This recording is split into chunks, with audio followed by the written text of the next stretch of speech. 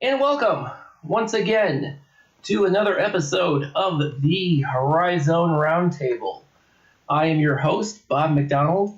You can find us on Twitter at HorizonRT. Be sure to follow. We get the latest news, updates, new episodes, whatever we feel like putting up there. So be sure to follow.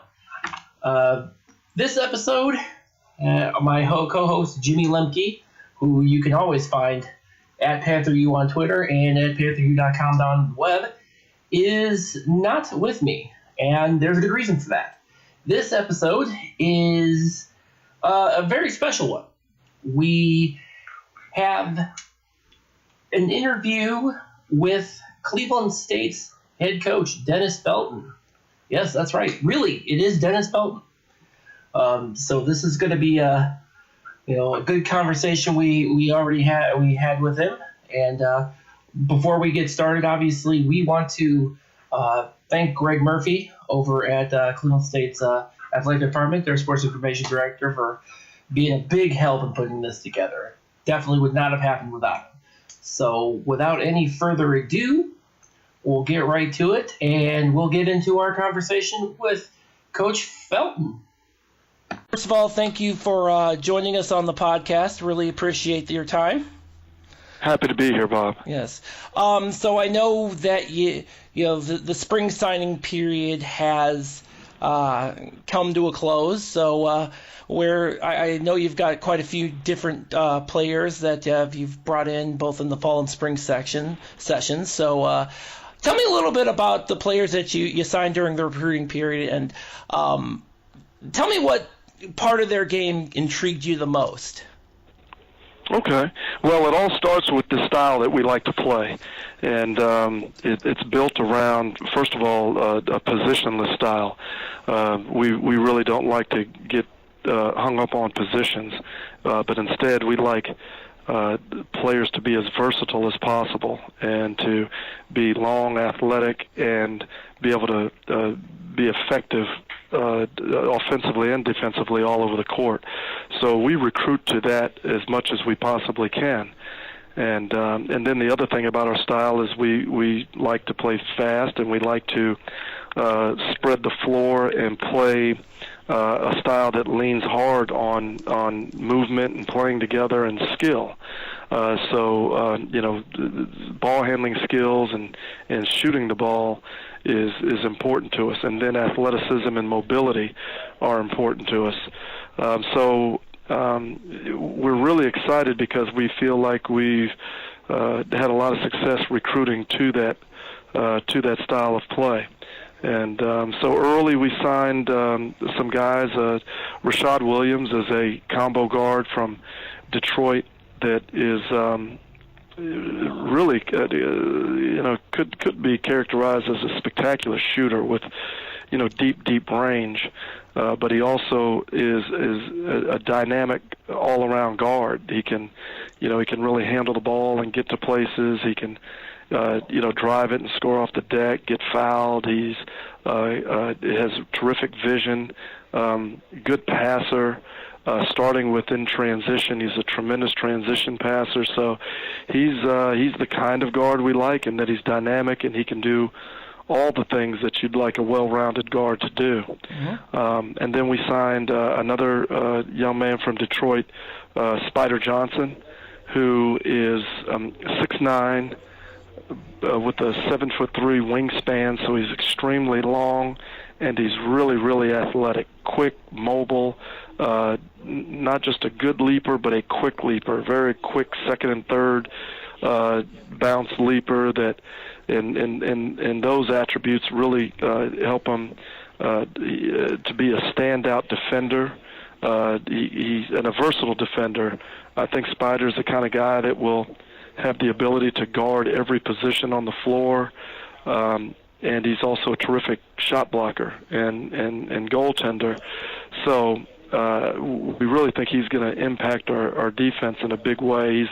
He's a good rebounder, too. He can go get balls out of his area because of his length and athleticism. and because of his quickness and mobility, he can defend all over the floor, and he has really good skill potential too. The way he has good hands, actually a terrific passer, and good touch as a shooter, and we're hoping to quickly develop his ability to shoot facing the basket with even more consistency. Then we signed another player from Michigan, Seth Milner, and Seth is a big 6'6", 200-pound wing who can play at from anywhere on the floor. He's a good three-point shooter. He's got good mid-range. He's a tremendous slasher and rim attacker and can finish above the rim. And he actually also has a back-to-the-basket game. So, again, long, athletic, versatile, and love his, kind of natural, rugged physicality. Another very, very diverse defender, big and strong enough to switch on to bigger guys and guard them, and quick and athletic enough to, sit down and guard, guards on the perimeter. We also signed Jalen Hill, who is a junior college player. He'll come in here as a junior, and Jalen is kind of like a hybrid forward. So again, a guy with a versatile skill set, very long, 6'7", with like a 7'2" wingspan, very, very athletic, like Spider Johnson, a top of the square kind of athlete that can go catch just about any kind of lob you throw to him. Has a real knack for scoring. Basically was a 20-10 guy in 2 years of junior college. Has a terrific back to the basket game.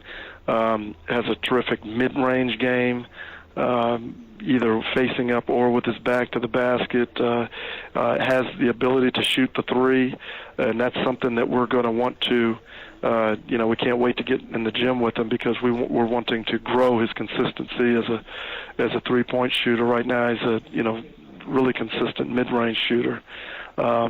Again, very athletic and long, blocks shots, makes a lot of the defensive playmaker with his length and athleticism, and just another versatile athlete with a good range of skills on offensive and defensive end.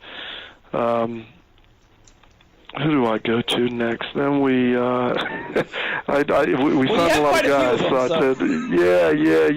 You were kind of busy. Dabaji Walker is a little more the same. Dabaji 6'7" with a 7'2" wingspan, extra long, just kind of freakishly long, quick and mobile. Again, perimeter player that. Could be a spectacular defender because he really he really competes on the defensive end, but he's very, very quick and mobile for a guy as long as he is. And then when you add that length to it, he's a shot blocker, a guy that gets his hands on a lot of balls. Offensively, he can shoot the three, he can slash to the basket, he can finish above the rim, and his biggest challenge coming in will be his strength. He's very thin and has a lot of work to do to build his body. You could say that about Spider Johnson too. That he's got a great frame that he needs to add weight to become as good as he's capable of becoming at this level. Dabaji's again has range to his game at both ends, versatile. Offensively and defensively, and we just love his length and love that we can, we have a lot of guys that you can kind of plug in anywhere or throw out, a deep variety of lineups out on the floor and be effective, playing the way we play at both ends. And then we also. I'm sorry. Yeah. And just to add into the mix, and I'm sure I probably. Just add also into the mix, you also have the Al Eichelberger coming in from DePaul. He's going to see his first action this year. Yes, he'll be another new player, although he We recruited him last summer, and he's been in our program a year. Because he transferred from DePaul out of the Big East, he had to sit out this year. And so we've just he's had a great year getting better and getting ready for this year. So not only is he one of our more experienced players. He'll be a sophomore this year, but he's a third-year sophomore with a year of experience in our program, so he understands who we are and what we're about, and understands what our expectations are and our system of play and all of those things. And Al is a 6'8" front court player. He's a big body. Everything about him is big. I mean, big, broad shoulders, big, heavy body, very, very, very long arms, huge hands, just naturally physical. I would have loved to have had him last year because we needed his physicality in the worst way, but we're really happy to have him, in there for the next 3 years for us with as much experience as he has coming into next season. Has a knack for scoring, a knack for rebounding, and just will give us that big, physical, long-armed presence that we missed so much last year. Mm-hmm. Mm-hmm. And then we also we picked up another transfer just recently in Rasheem Dunn, and of course he won't be able to play this coming season. But we're really excited about him. He's a guy that scored almost 900 points in his first 2 seasons at St. Francis, New York. He's a Brooklyn guard, and he is very, very dynamic. He has some similar characteristics to Tyree Appleby, who had such a good freshman year for us this year, that he's quick, explosive, has great instincts, stop and go, change directions on a dime, natural scoring instincts and ability. But he's strong. He's got a big, strong body. Has done a lot to develop that in his first 2 years in college, and we'll have to wait another year for him. But we expect him to step in ready to hit the ground running and be a terrific player for us next season. Yeah. So at this point in time, I see that. The roster has almost completely transformed from what it was this year. I mean, the lone holder is Kash Thomas from the previous coaching era. Yes. Given your previous experience both in college and even in the NBA, what have you used to kind of make adjustments to help the team progress over this last year? Not sure I understand your question. Could you help me understand what you mean? Well, taking some of your previous coaching experience, your work with the San Antonio Spurs and player development, how has that experience kind of given prepared me for this moment? Exactly. Yeah, it's I think. To be successful as a head coach, you've got to be yourself. Mm-hmm. You have to know yourself. You have to be yourself, and you have to lean hardest on your strengths. And I believe my 2 biggest strengths are easily teaching and leading. And so I lean really, really hard on those 2 things. So we consider ourselves to be a teaching program.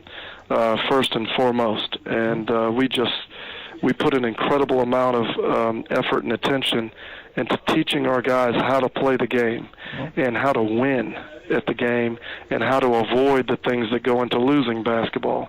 And that means individually growing every player's game and not only developing his skill set, but developing the things that, concentrating on the things that give each guy the best chance to become, to find his greatness, to be as great as he can be. And then with the team, really, really teaching the team how to maximize our ability together to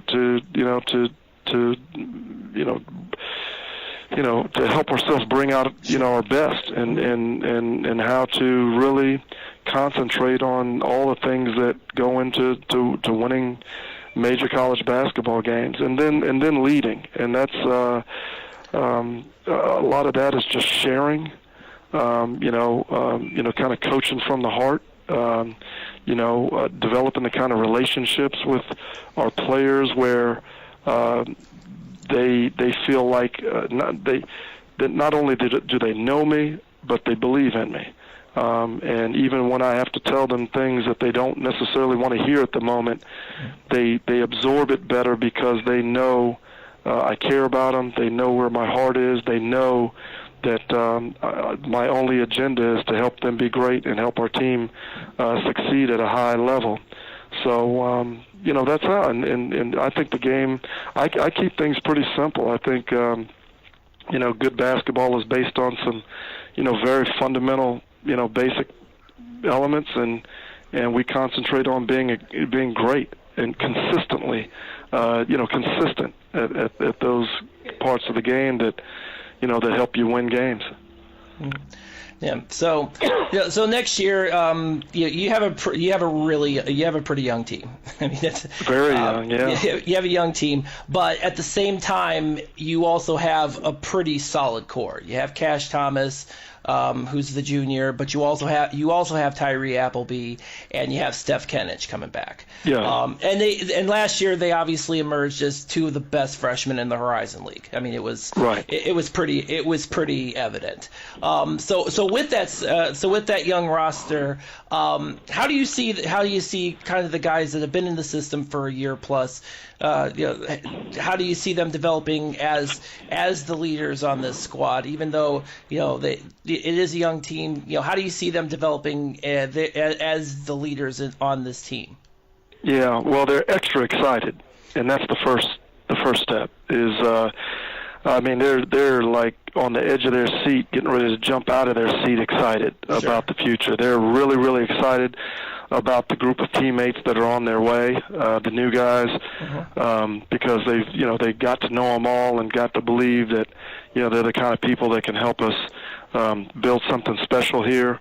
Kash is you could make the argument that he was our toughest player mentally and physically last season, and we really, really appreciate that about him.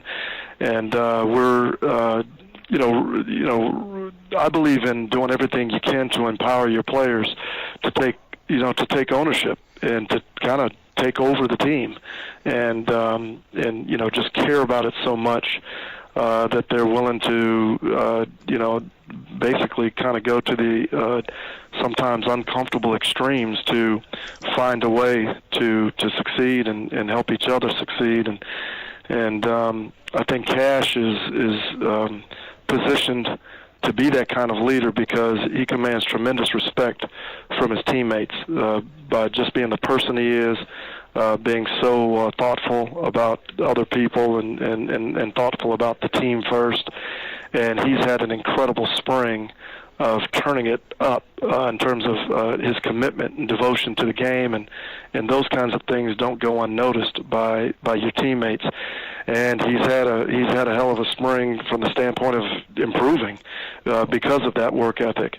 Stefan Kenic has he's traveled a tremendous distance between last fall when he got here. He missed last summer because of national team responsibilities, and so he just got better and better and better as the year went on, and he's gotten more and more comfortable here and comfortable with his teammates, and so even though he has the language challenges, English is a second language, and learning a lot of new vocabulary on the basketball court and all those things, he's just gained in his confidence and comfort level, and so I think he's going to provide more leadership than you might expect from somebody in his position. And he gained a lot of valuable experience last year. He started most of the season and just made huge, very, very significant contributions to our team, and made big plays in several games to help us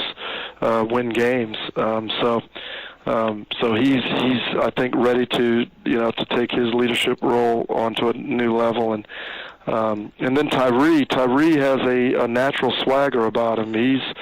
Tyree doesn't, expect us to lose another game for the rest of his career. Well, I should mention that he did tweet out at the very beginning of the season, you guys were making it to the NCAA tournament last season, and you came very close. That's right. And Tyree was a big reason for that. And he expects a lot of himself and has a lot of confidence and enthusiasm about what we're doing as a team and as a program. And he has some real natural leadership instincts about him to be so young. Because not only was he a freshman, but he's a really young freshman. Probably he should have really still been in high school, and but he has some unique characteristics that really help him be a very productive player and a productive teammate. He's been a great recruiter, because he's all in. He understands how, what kind of opportunity we have as a program. And then Al will be, yes. provide great leadership. He's in his second program, and that experience alone gives you a perspective on a different level. And he's just Al is one of those guys that's always smiling and laughing and having a good time and just so likable, and teammates love him. He keeps things loose and fun, and he's a great teammate. He wants to do everything he can for his team. He wants to do some special things together with his teammates, and like I said, he has a unique background of having this is his second major college program, and I'm this is his second coaching staff, and so he's seen some things, and even though he didn't play last year, he practiced every day and learned everything that we do. So he's going to be, as a sophomore, he's going to be an old veteran on this team, and he knows. When we recruited him, we talked about him being a very important bridge player, bridging us from last year's team that was going to lose, most of its players, bridging that team to this year's team, which was going to have a whole lot of new players. Yeah, true, very true, very true. The other question I had, I understand that you're planning to take the team to Europe this summer? Yes, Italy. Yes. So how's planning for that going? Terrific. We're working hard at raising money to pay for the trip. That's not the kind of thing that you have a budget line item for, because it's only something you do every 4 years at the most, and so that's going well, and the planning of the trip is going well. Everybody's excited about it. Working on getting everybody passports. Most of our players have never left the country, so they've never had a need for a passport before now, and it's going to be a great summer for us, because we'll be here all summer together working, and then we'll get those 10 practices, getting ready for that tour that we would have never gotten without this tour, and there's it's really important to this year's team, because we have so many new players, and we're going to be so inexperienced that that head start at preparing for this year with those extra practices and those games over in Italy just it gives us a chance, a fighting chance to just have more prep time, going into this year, and then the chemistry part and the bonding part. There's nothing better for team bonding than to be stuck with each other on the other side of the world in a foreign-speaking country. So we're looking forward to all the benefits of this tour together. Sure. So now I understand, earlier this week, Cleveland State announced pricing for season tickets for the next year, for the 2018-2019 year. I know you guys are still working on hammering out the schedule. I know that usually comes out later on right before the season starts. So, but the question I have is kind of regards to the interest in the program, specifically as it relates to your run at the Motor City Madness. That was that with each game, from what it seems like there was more and more interest in at the point of the championship game where you had 5 busloads of fans coming into the Little Caesars Arena. I mean, it's one of those kind of things that with a team that's fan interest has been pretty low in previous years.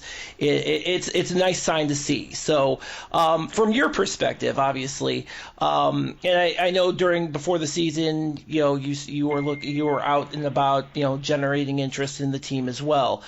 So with that, and coupled with this, with that run in Motor City Madness, how do you expand upon generating that fan interest, getting them excited, interested in next season?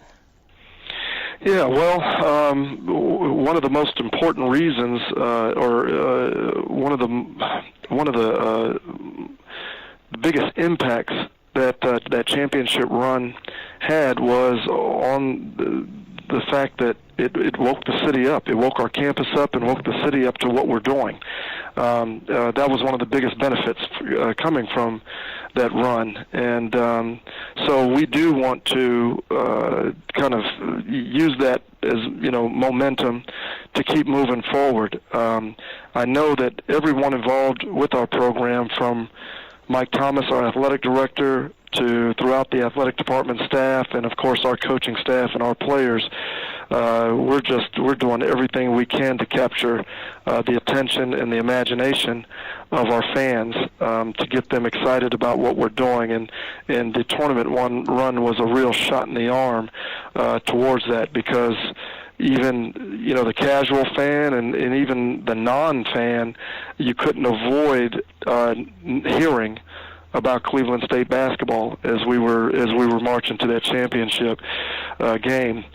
So that was huge, and we do want to capitalize on that. We're going to do everything we can to introduce our new players to our community, because we've got all these new guys, and then I know once our fans lay their eyes on these guys, they can't help but get excited, because it's just it's a new level of athleticism and talent that we're talking about. And sure. We have we'll have a lot of growing up to do and a lot of learning to do, but in the meantime, it's going to be a fun process for our fans to watch this group grow up together, because we'll still do all the things that we started doing last year, in terms of playing together, and then playing with toughness. That's that final corner that we started to round late in the season last year that allows us to to really start winning a lot of games at the end of the season, was the toughness piece. And but we're just gonna, we're gonna have more dynamic talent and athleticism to do it with, moving forward. And we're going to be that team that our fans that did watch us this year. We got a lot of just great feedback from our fans about our style of play, about how much fun it was to watch, how exciting the games were, how they enjoyed watching our players have each other's back the way they did, and play together the way they did at both ends, and have just kind of a never quit approach to things. Because hey, let's face it, last season was a tough year where we did lose more games than we won, but the feedback that we got from our fans, and I would expect this, but it was just great. I mean, because we always found a way to compete really hard and give ourselves a chance to win most every game except for just a couple. And so that's what we're building here. And so for any fan of basketball, as you watch us, you can see it coming. Of course, everybody just wants to win, period. But, I enjoy the process, and I want our fans to enjoy the process. We're not going to be as great as we're going to become, right away next year. We're a program that's in its infancy. And but there's no reason why you can't enjoy, the challenges along the way, even if you're coming up a little short on the scoreboard. Because you can appreciate how hard we fight to represent our school and our community as well as we can, and to fight as hard as we'll be fighting and continue to fight to improve. And that's and especially when you're a program in its infancy like us, that's what you as a coach, I always focus on improvement. But before you're a championship team, that's what you have to focus on, and I hope that's what our fans can focus on and appreciate along the way as we as we build this thing up. Yeah, I could say from my standpoint, there was absolutely never a dull moment last season. Good. We had some frantic comebacks, and yes, just where it was, we fought to the end, even though we were coming up short a lot earlier in the season.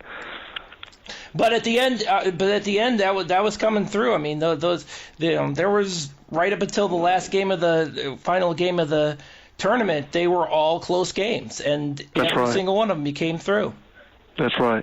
And I'll be totally transparent with you. Like, as a coach, all I concentrate on is improvement, because if we're improving, that means we're headed in the right direction. And all year long, I knew that we were improving, but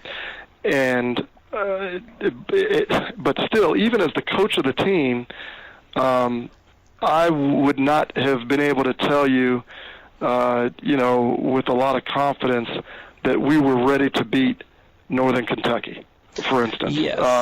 Because they were where we were trying to get, and really where we're still trying to get. They were established championship team, and so I don't quite know how to say this, but it just I knew we were improving.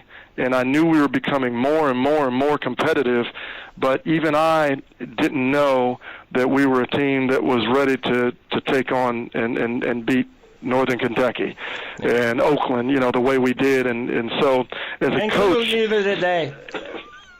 What's that? And clearly neither did they.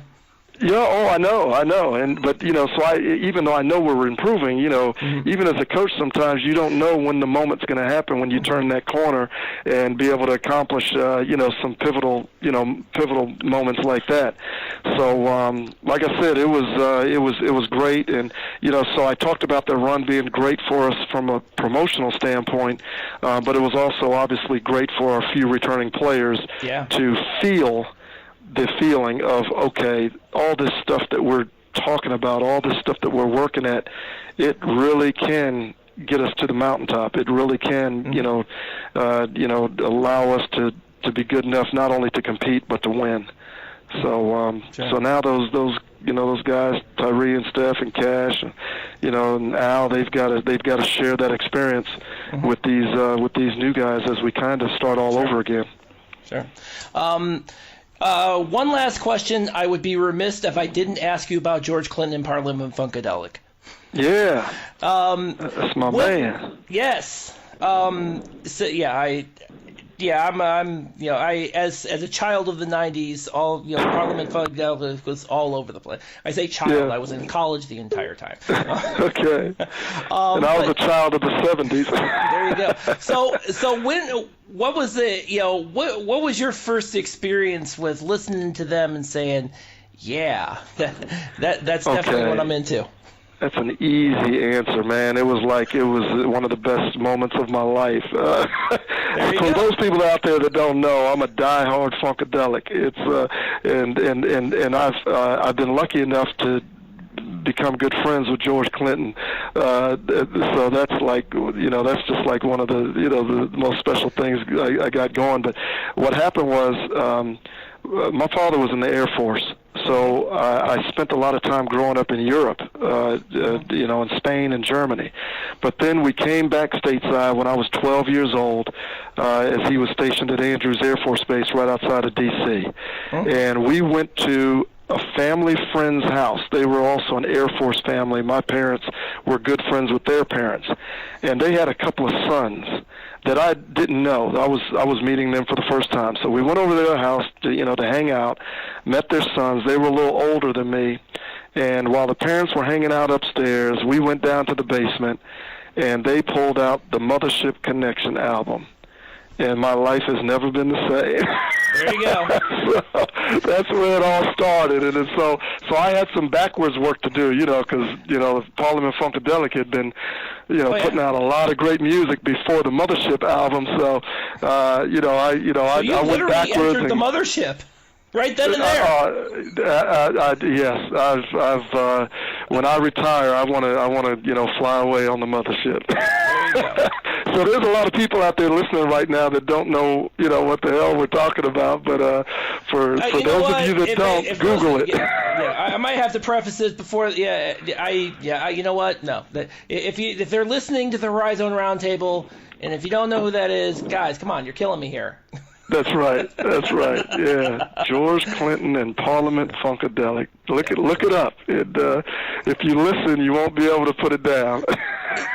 If you have not heard at least one Parliament Funkadelic song, one George Clinton song, one P-Funk All-Star song, where have you been living for the last 50 years? Yeah, I know. Well, that's one thing. Everybody's heard it, but everybody doesn't know it because it's everywhere. And hip hop for the younger folks, they're the most sampled band on the planet. And hip hop is they worship P-Funk, and so people don't even know, but they've listened to it and don't even realize it. Yeah. Oh, again, this is where I live, man. This is I graduated from high school in '92, and then Dr. Dre came out, and he was all about that.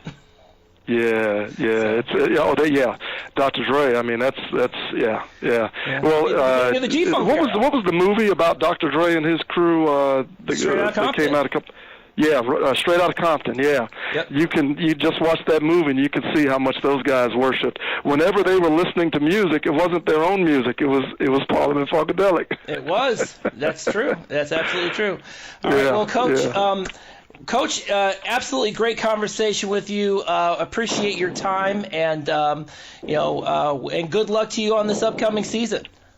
Really appreciate it, Bob. Thank you for the interest, and had a good time talking with you. All right, wonderful. So that was our conversation with Coach Dennis Felton. Got to thank the coach, and again, thank Cleveland State Athletics for giving us a hand in putting that together. But fear not, this week, this is not going to be just the only episode. We're going to have an extra episode, and Jimmy will be with us, and we'll be talking about this interview and everything else that's going on in the Horizon League right now. As always, you can follow us and our website, sportshacks.com, HAX. That's our host. That's our podcast host. And you can always find us where podcasts are found, be it iTunes, TuneIn, you name it. We're everywhere, mostly everywhere. So thank you again for listening, and stay tuned.